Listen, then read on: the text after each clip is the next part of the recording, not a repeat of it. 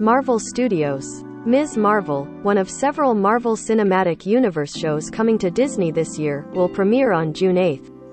Disney also revealed a trailer for the series. It centers around Kamala Khan, Iman Vellani, a Pakistani-American whose idol is Captain Marvel.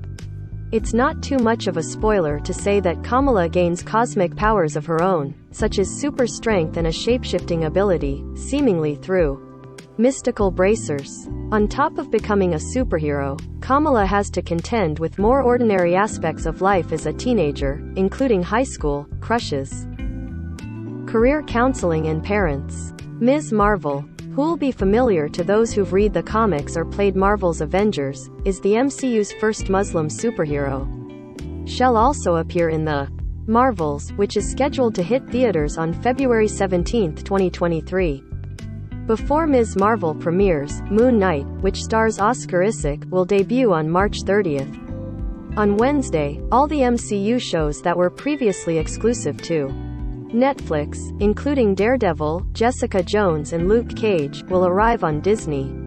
All products recommended by Engadget are selected by our editorial team, independent of our parent company.